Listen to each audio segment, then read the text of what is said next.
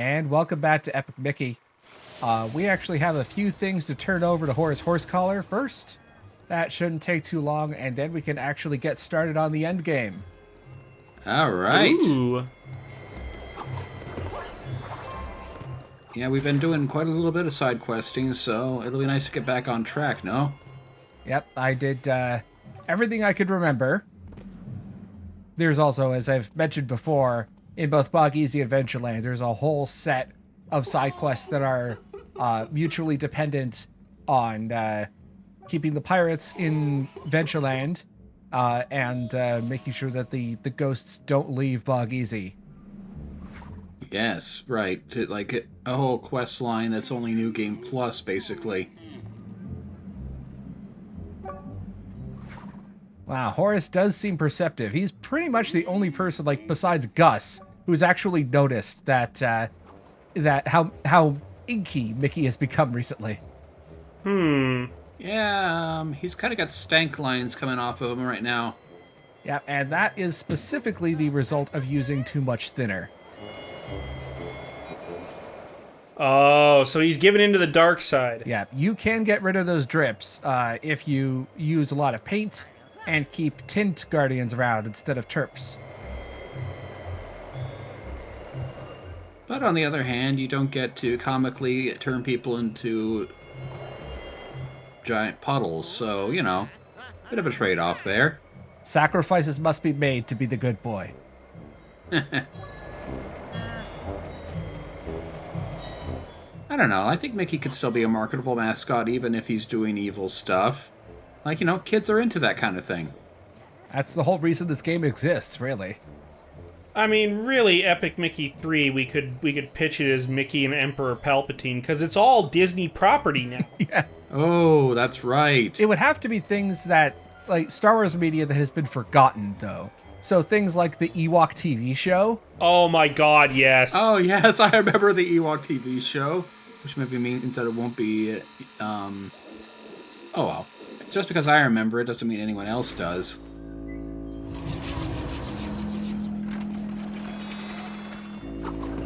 Like, I remember there was this one bit where, like, they try to redo, like, the whole thing where, like, they're rolling a log at stuff, but instead, like, for some reason, it's like a segmented log where all the segments are, like, maybe a foot wide, and the guys are rolling it at still run away from it. And this is actually one animation I had forgotten about. This is one of Goofy's idle animations. Oh my god, that's horrifying. Couldn't find his vacuum, but it turns out his vacuum was just his left leg. And Gosh, it Mickey. expands and collapses. As any good prosthetic should. I still can't find my vacuum. Well, I mean, we consider that Goofy is generally a dog, and their object permanence is, shall we say, lacking.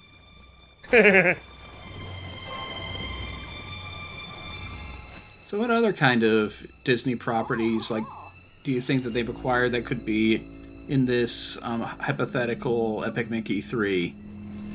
Well, unfortunately, Junction Point Studio closed down following the disappointing sales of Epic Mickey 2. I know there's been at least one fan project that has attempted to, has soldiered on for making a hypothetical Epic Mickey 3. I don't know how they're going to deal with the legal repercussions.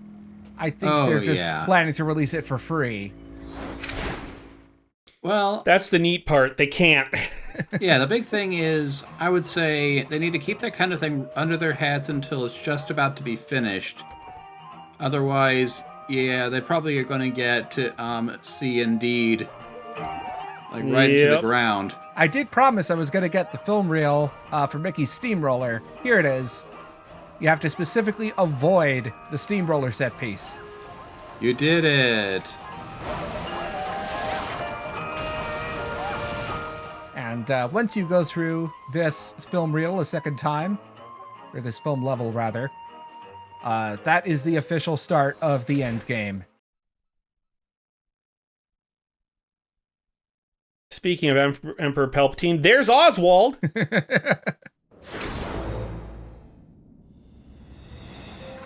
He might be evil. It's hard to tell so far. Now, there is something we did last time here. Do you remember? Nope. I do not recall.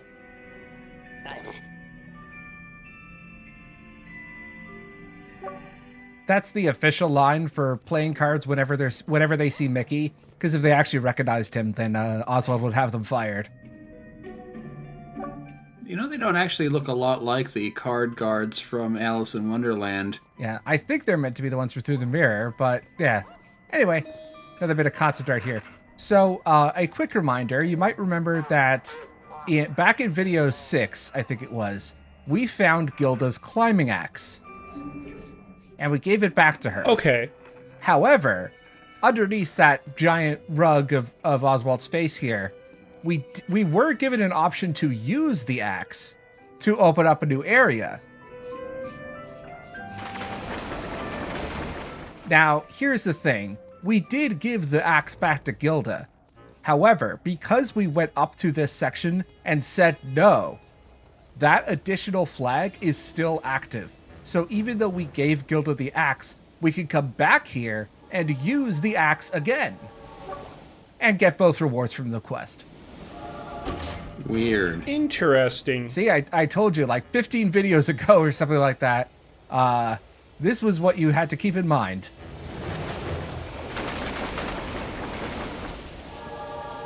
Oh my god, this is terrifying. Just a wee bit. Yeah, that was also one of the glitches that was found close to day one. Was this, ability to get both sides of the climbing axe quest on the same playthrough. And what's behind here?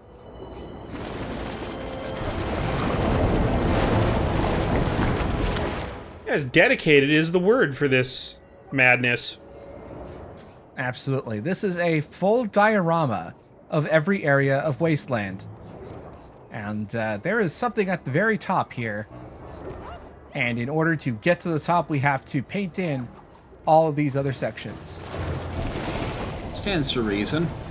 Yep, like here's Skull Island. So many fond memories of that one. Mm-hmm. Now, is this geographically accurate? I don't believe so. Yeah, I was gonna say, like, all these territories just being, like, basically, like, on a big old tiered ladder from one another seems a little silly. Yeah, I mean, there is an official map, an official full map of Wasteland that you can see very briefly in the opening cutscene, before Mickey destroys it, which also includes Fantasyland, which was the Alice in Wonderland level that was cut. Although there is one brief section of Epic Mickey 2 that does have some Alice-themed stuff in it. Oh, hey, there's the Moonliner rocket. And all of this leading up to Dark Beauty Castle.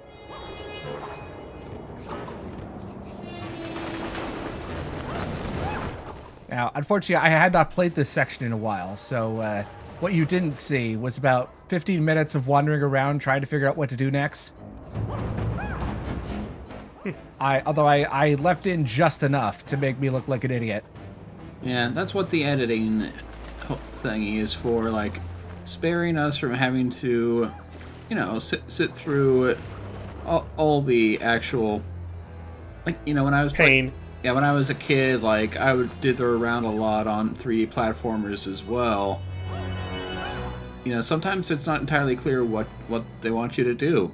This is bringing back memories of me specifically when I was maybe 13 years old, trying to make like a VHS copy version of like the full story mode of Sonic Adventure 2 with all the paths. And I mean, it would have been a good idea, except that because I was just recording straight to VHS, didn't have any editing software back then, that meant that in each of Knuckles and Rouge's levels were just me wandering around for 20 minutes trying to find all the pieces of the Master Emerald. I think people would still have watched it back then.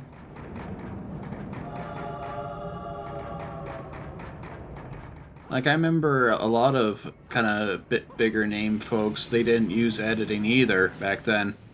Yeah, but also in my case, there was no commentary. It was just raw gameplay footage recorded to, an old VHS. I think our family video camera had the ability to do some weird recording things where you could take virtual or video files, probably like WMVs, and record them to a VHS. I can't remember the exact process, but this was what internet video or attempts at it was like in the early 2000s.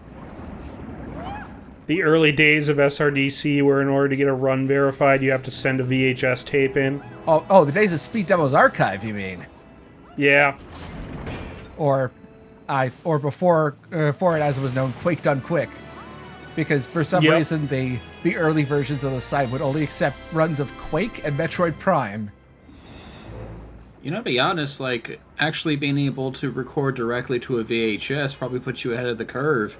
A lot of folks, they just took out a video camera and just pointed it at their TV somehow. Anyway, that was the secondary path from the Gilda's axe. It is meant to be mutually exclusive, but that is one of the few quests where you can get both via a glitch. I'm still holding out hope that this game will get remastered for Switch at some point, and I hope that none of these glitches are fixed. Maybe fix the camera, but nothing else. How do you think they're going to do it on Switch if they do? Like, it seems like a game that sort of requires you to actually be able to aim. Well, I mean, you could use the detached Joy-Cons. Mm-hmm. I think Mario 3D World had a way of replicating the touchscreen controls of what was previously a Wii U exclusive, and have it work through.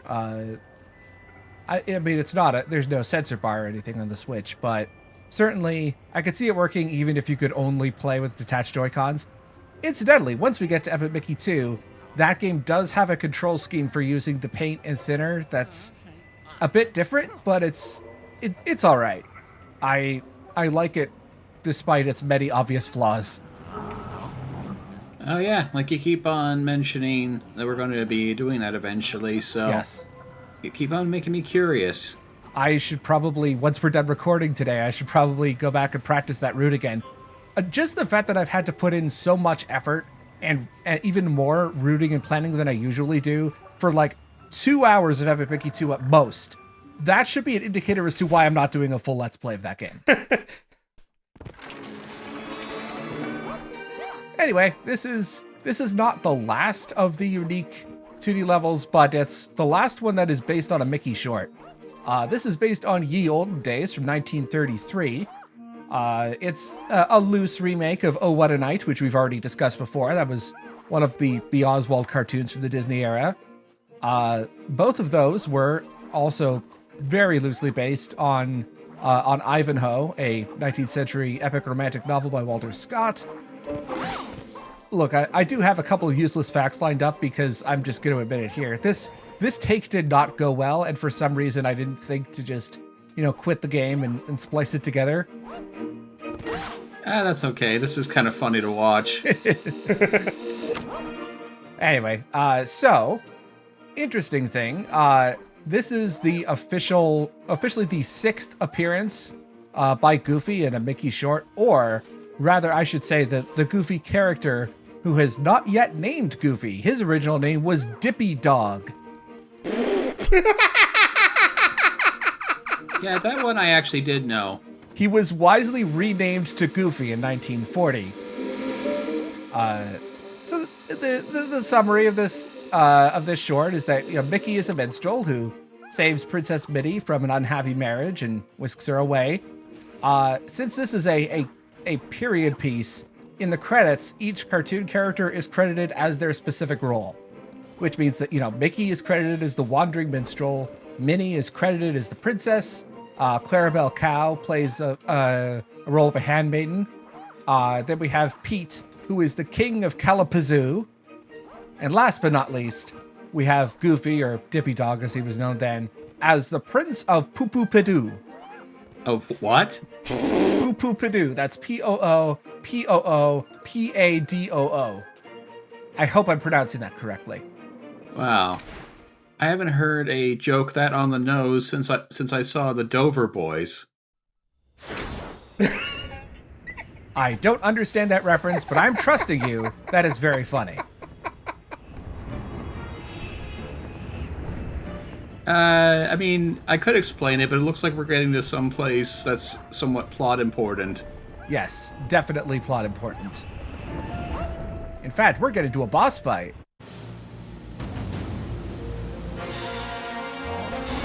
So this is the little incident that Oswald asked us to take care of before we could finish building the rocket.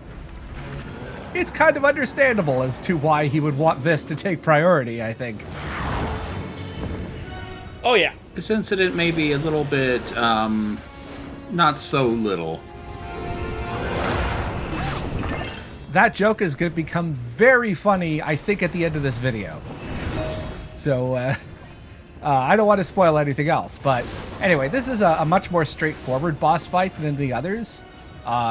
He actually kind of works like a Spladoosh. No, not a Spladoosh, like a Slobber in that sense. I mean, he is constantly vulnerable to either paint or thinner, but as we'll see in a minute here, he does have a specific attack where he tries to, suck you in with his breath the same way that Slobbers do, and that is specifically his vulnerable moment, where you are expected to, stick his mouth with either paint or thinner. Huh, I'm kind of surprised, actually. As far as bosses go, like, this one seems to be more of a, like, straight-up duel rather than some kind of a puzzle. Correct. Yeah. I was kind of hoping that the Blot had its own unique animation for watching TV. Unfortunately, either he doesn't, or I just didn't trigger it properly. It seemed like he was, like, firing directly at it. Maybe that was just a coincidence. Possibly. I also didn't plan this very well because, as you've noticed, I brought 3 Terps to this fight, even though I realized later on that I wanted to do the paint version of this fight. Although, continuing with this game's theme of doing the right thing being harder to do, actually getting 3 Terps is quite difficult. There's our tins, I should say. And if you did have the tins, would you be able to actually launch them at this guy? Yes. Same thing with Slobbers, by the way. Although usually, because usually Slobbers are accompanied by more than one enemy with them, like some of the smaller enemies, there is usually a decent chance that the Tint or Terp will hit one of them instead, which means that using the Guardians against Slobbers is it's often a bit of as much of luck as it is skill.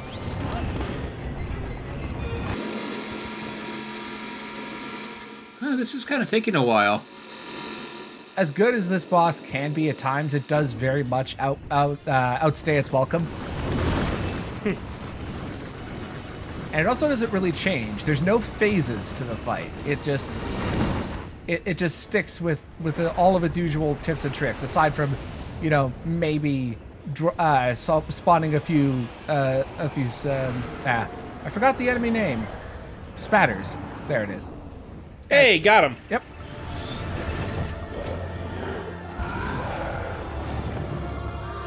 And now phase 2. Oh, thank God there's no phase 2. It looked like they were setting up for it. No, Mickey just gets eaten. Game over.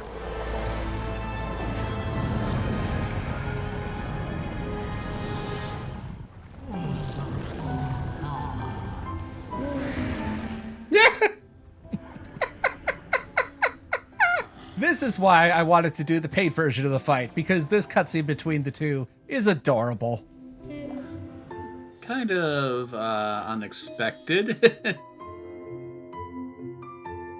Okay. Are you ready for some plot? Oh, always.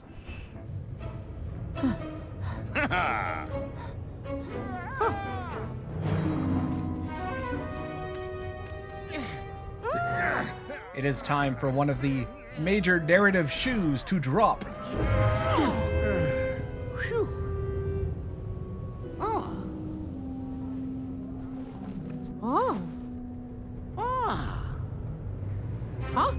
What? Oh.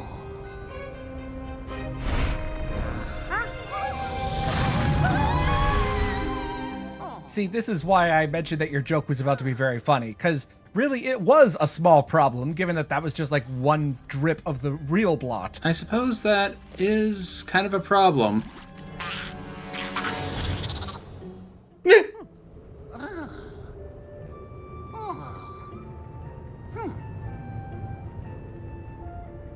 These hands have killed.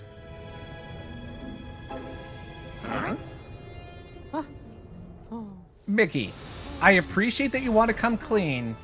Do you think you maybe could have found a better time to have this conversation?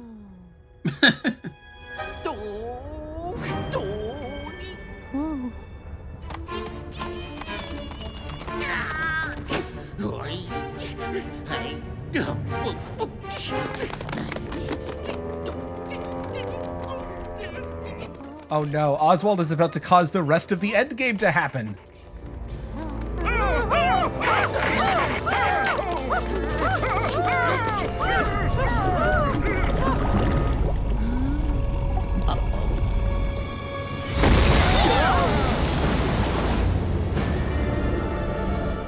I still consider this to be Mickey's fuck up because it is directly related to something he did. Maybe this can be one of those, like, shared blame type things. Yeah. Oswald's reaction is very much a consequence of Mickey's actions. Oh, this is interesting. This Blot almost looks Chernabog-ish. Yeah, the Shadow Blot is more, directly influenced by the Phantom Blot, whereas this guy, the real Blot, is Chernabog. This is kind of brilliant.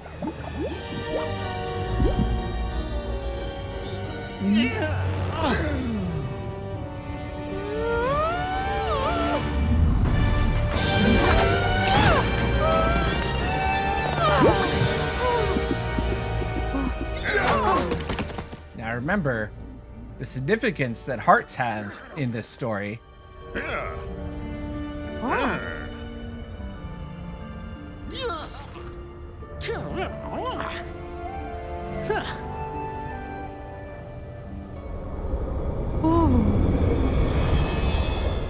It's kind of amazing you can just kind of live without your heart if you're a cartoon.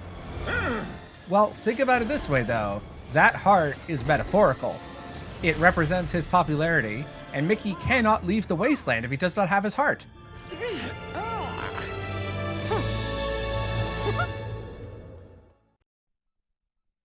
What's really funny about that whole exchange is that in the graphic novel adaptation of Epic Mickey, Mickey comes clean much earlier in the story, and they have a fight, but ultimately it's resolved with little drama. So, how does the Phantom Blot get loose in that timeline then? I don't remember, but I'm sure it's, I'm sure there's a story reason for that. Anyway, things are pretty fucked up now. What the hell? It's that classic thing where, like, the hub that you were just thinking that you were safe in is suddenly under attack. Yep. So those little things there, or not so little things, those are bloticles. And we have to go and essentially use paint or thinner to, to basically pop their pimples, and then we can leave. Makes sense. So there's really no functional difference between using one or the other. Correct. Although it is fun to experiment with the various different ways that you could destroy the bloticle acne blisters. Here's a better look at them.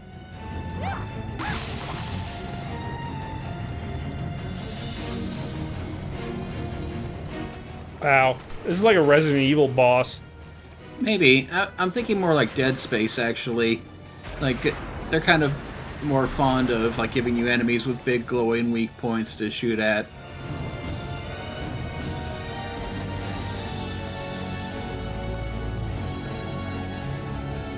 And I think this is the last pimple over here. Good thing we rescued, or we repaired Donald's tugboat, huh? I suppose that's true. What would we have done if we hadn't? I mean, it would have been slightly harder. But it sure was convenient for the specific framing that I was going for in this footage.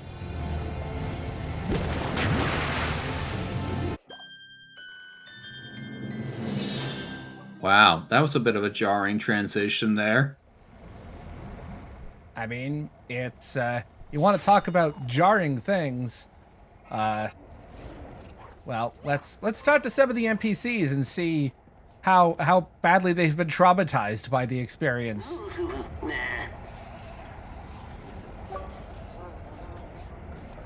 Not very, apparently.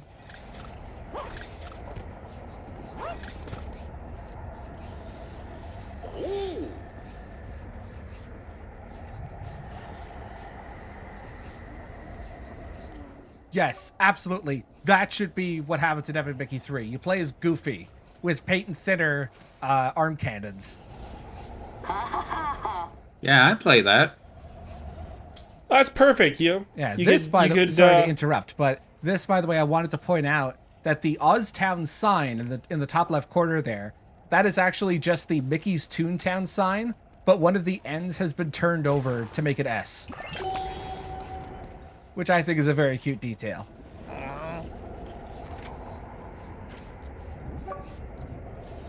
Sorry, I think you're in the middle of saying something there, Roy.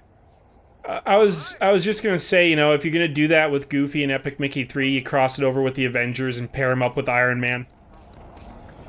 Well, I'm trying to think a lesser known member of the Avengers, perhaps. Maybe someone like Scarlet Witch. Oh, yeah, very, very lesser known at the moment. Actually, Moon Knight has not been in the Avengers, but he is part of the MCU and is probably the most obscure character that has been featured in that franchise. That could be perfect. Could be, yeah. Anyway, we've checked in to see if everything's okay. Maybe a few more NPCs to talk to here.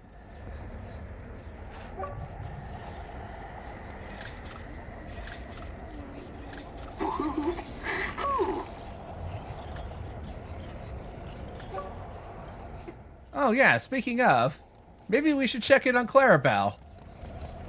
Oh, right, is she still making that cake? Yep. Wow, sure is. Clarabelle, did you not see what happened outside? Does none of the rest of the world exist while you're in your kitchen? Seriously. Well, I mean, it does technically unload. Well, she has to pop out eventually in order to get more flour. Yeah, I guess so. And this is a mandatory health upgrade, which, if you're doing the 80% speedrun, you will never see that upgrade. For reasons I'll have to get into at some point. Because it's one of those... The sequence break for the end game is, in theory, relatively simple, but explaining it makes it seem way more complicated than it actually is. But we'll have to get to that at a later point. So with the Blotical attack in Oztown, that now officially starts the end of the game. You are given one further opportunity to finish any side quests. And then after that, for realsies, you are locked in. You can't go back to anywhere else. Oof. Yeah, well, you didn't make us tromp through all those various previous videos for nothing, you know? Yeah. And the payoff is one hell of an endgame. It is, and we've only just started it.